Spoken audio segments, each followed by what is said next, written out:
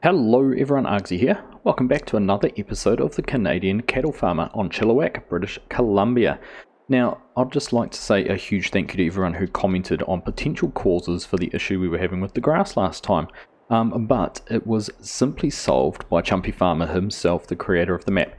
And he pointed out to me that when he's painted these areas, he used a deco foliage. So this one over here, which when you cut it, doesn't actually drop any swath or anything like that. So that's why we weren't getting anything. No mod conflicts or no clashes or anything there. It was purely down to what was painted down on the ground. Now, I think he did say if we mowed it, it would come back and grow as meadow grass. But he also said if you go through and paint your own meadow grass, you'll be able to mow it and it will drop swath and you'll be able to get it to grow back as well. So that's what we've done. We've gone around most of our plots where there was grass, and we've just replaced it here and painted in some meadow grass because while some might look at it as cheating because it did cost quite a fair amount and we've reimbursed ourselves for that cost. And we could have also used the paint and terraform for free mods that are out there, but I looked at it the fact that we did have this area, we own the land, there was grass on it, and normally you're going to get some sort of swath or something from the grass. So I don't feel like we've cheated. I just feel like we've made it so we could play it the way we wanted to. Beauty of Farm Sim, you can play it however you want to. So, we're going to jump back into the swather and get the mowing done and go around all our plots. So we have here, we have down at the main farm, the bit over the road where we were working in the soybean fields, there's a little bit in by the main yard, and then over where we ploughed the field in the last episode, over by the where we took the maize silage off, we've got that as well. So 3 or 4 areas that we're going to go and get mowed and work on getting some hay made. Now, the other thing to talk about, obviously with Maize Plus, we do have some options, and I'm just going to jump actually here. We'll jump into the cab. We'll bring up the menu and have a look at this. Right, so you can see there, we've actually got the unique situation because this header has a tedder effectively built into it. Now, that was to simulate conditioning the hay. So if you were playing on base game, you could mow the grass and have it basically converted to hay straight away. And that's why we have the option there to go through our tethered stages. Base game, conditioned, semi-dry and hay, and that's because of Maize Plus provides that option when you have your tedder. Now we're going to have the with or without conditioner. If we have the with conditioner, that simulates conditioning the grass. So we'll go, instead of being fresh grass, it should go to conditioned grass. And that will mean that we only need to ted it, well, once or twice. It depends what we choose there with the tedder stage. So when we have the tedder hooked up to a tractor, we'll have those options there of tedder stage, base game, conditioned, semi-dry and hay. But because we are just mowing with a conditioner, we're going to start off straight there with conditioned, which will be the condition of our grass. So I think that should answer all of those questions around Maize Plus. Only one way to find out, and that's to turn the mower on and have a look. So I'll do this a little bit in here, I guess as a little bit of a practice, and get it mowed off. So we'll just back up here. Now the beauty of doing this too is anywhere that there is the deco grass still, we should just get rid of it and it won't cause any issues. But there you go. This is a slightly lighter colour. If you're familiar with Maize Plus, this is the conditioned grass colour. If I was to turn the with conditioner option off, we'd get a slightly different colour. But I don't want to do that because then we'll end up with a couple of different fill types. So I think that is working exactly how we want it to, which is perfect. Now I do like this little swather. While it's not the hugest, widest mower in the world, it does go reasonably fast and it is incredibly nimble and manoeuvrable, which is fantastic, particularly when you're working in something like this area, just a small little area we're just going to run around it. Probably doesn't make much sense, you wouldn't normally mow in here, probably would have been better just to leave this. But there you go, I was just doing a little bit of a practice and you can see there is some of the fresh grass, so it is that darker green is the colour you'd get if you were doing that with Maize Plus. So that's probably enough of an explanation of where we've been, what our issues were and where we're heading. I think nothing more for it. We're just going to jump straight into mowing this. We'll jump into a little bit of a time lapse getting this section done, and then we'll be moving down the road and go and doing some more. So we'll catch you in just a few minutes.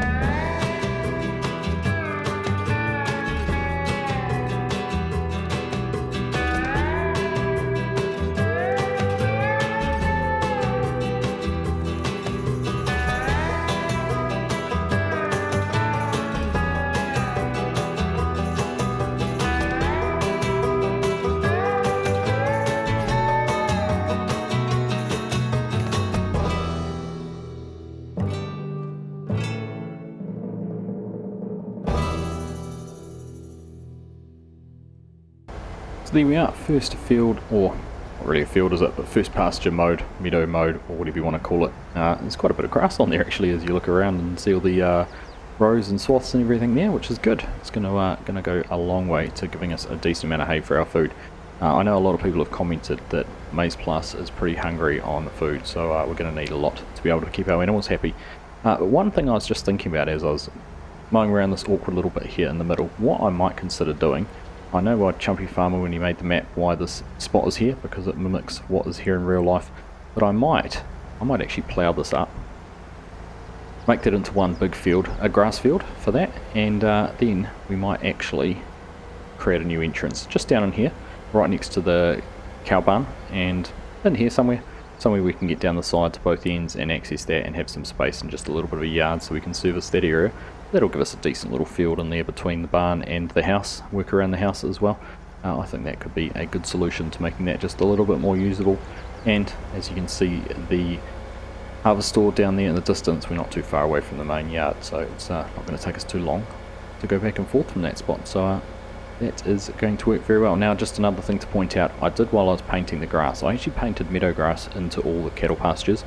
I'm intrigued to see if that will work with the animal extension grazing mod that came as part of Maize Plus, or as a separate part of Maize Plus from the farming agency. So we've planted that in there, or painted that in there, and we'll just keep an eye on whether that does provide some food. I wonder if I only did it on 1st day of October, so I do wonder if it needs to tick over at midnight or something like that to be properly detected. So let's just keep an eye on that and see what happens. But we're going to carry on down here to the fields down here on the right, probably where the combine is parked, and do that little bit in there, and then the piece on the other side, and just keep on working our way around our different farmyards and getting as much of this mowed as we can.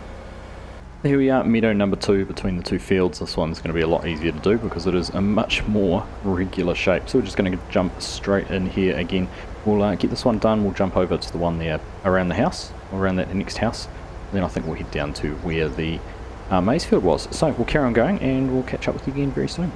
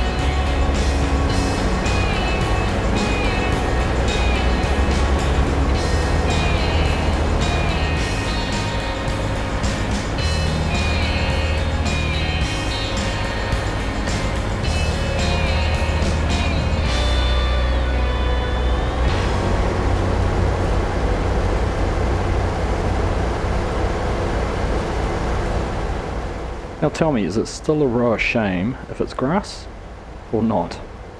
I don't know, but this is quite possibly the narrowest little row you could ask for. But there we are, all finished over in this part as well. So you'll see we've gone right down into the back corner around the bunker and things like that. So we've got a a lot more grass over here as well, which is fantastic. And you can see in there we've got the meadow grass planted in and around the cows.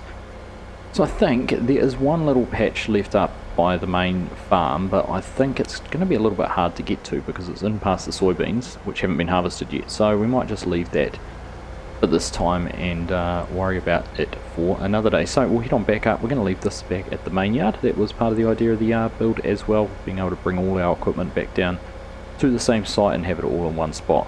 So we do have all the silage equipment we still need to bring over from the other farm to get that all back into the same yard. But anyhow, let's head on back up this way and we'll see you back in the yard in a minute.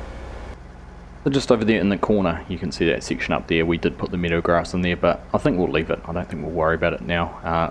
The plan is to turn all of that field there once we merge everything and get everything all done on this side. Finish with the feedlots is to merge that and make that a bit of a grass field in behind there, which will actually work quite well just thinking about it, because if we have grass or alfalfa or something in that part, if we plough up at the first yard we mowed at today, plant some grass or alfalfa or something up there, that'll give us 3 good grass fields to keep our hay going, and then that leaves everything else, I guess, is potential cash crops. We'll still need to put some corn in somewhere to be able to make some silage.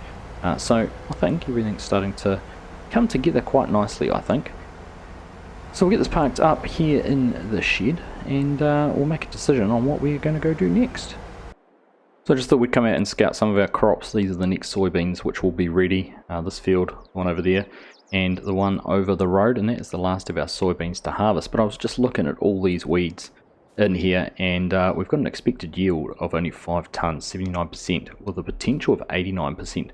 What I might do is actually go and pull out the sprayer and run that through here, get these weeds killed off, and actually see if we can boost our expected yield on this, get it up from 79 even up to 84, 85 would make quite a difference to boosting things up there. So let's go and we'll go and pull the spreader out. Well, it's got the spreader on the back. We have to pull that out, put the sprayer on it, and we'll go and get some herbicide in and get those weeds sprayed.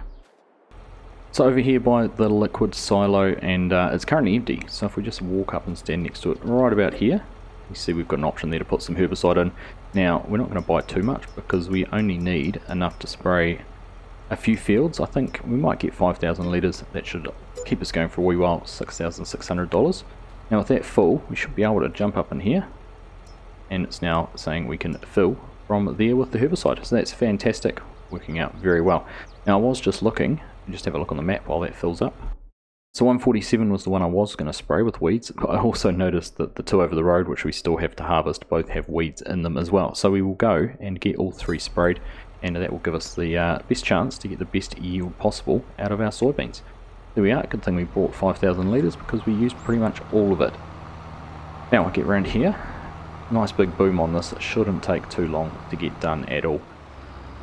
We'll face up around, of course, we're going to widen these wheels as well because I don't really want to have to deal with them tipping over. So we'll get that widened out. There we are. Nice wide stance there. Get things lined up once the boom's all open and we'll be able to get started. But we will get through these very, very quickly. We get things turned on there, and of course we do have spot spraying, but because we've started out with weeds on this field, we pretty much are going to be going the full time rather than just in spots. That's the difference between starting with precision farming on and inheriting a field that has some weeds in it versus if you had planted this and had weeds coming up in a new field. But that's alright, we will make do with what the conditions are. So with that all underway, going well, you can see it turned off perfectly there where we went over the field. Then we'll set a GPS course up along this long edge, and we'll just crack straight into this with another little time lapse. So we'll see you probably once we've finished the other 2 fields, because there's not going to be too much to do in between.